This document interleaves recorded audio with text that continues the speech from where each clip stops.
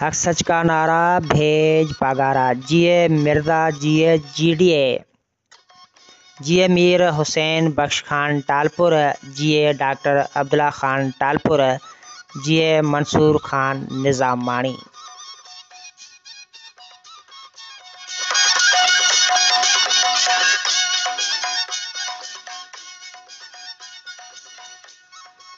UC चानरी दे फुसणा जे ॻोठ गुलण ख़ास केली में इलेक्शन जे वर्क करण लाइ आयल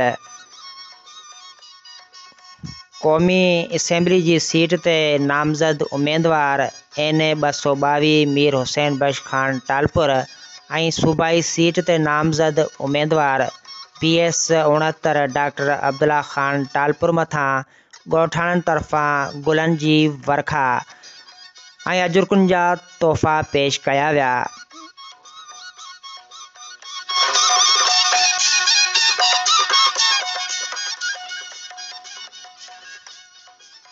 अजुर्कुनि जा तोहफ़ा पेश कंदड़ ॻोठाणा आशिक अली ख़ास केली, मोहम्मद इसाक़ ख़ास केली, अमीर बख्श ख़ास केली, मोहम्मद आचार ख़ास केली, मोहम्मद सिद्दीक़ ख़ास केली, मोहम्मद अकरम ख़ास केली, दुर मोहम्मद ख़ास केली ऐं ॿियनि ॻोठाणनि अजुर्कुनि जा तोहफ़ा पेश कया।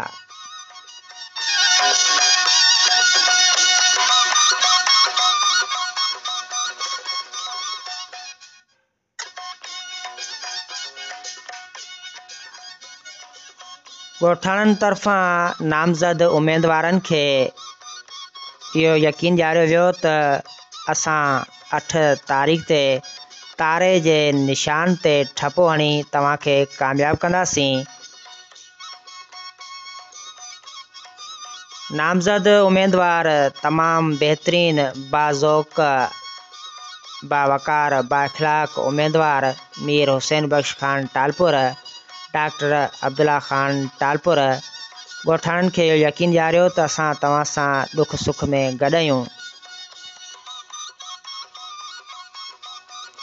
इलेक्शन जे वर्कनि ते आयल मुअज़्ज़ज़ उम्मीदवारनि सां गॾु मीर शाहिद टालपुर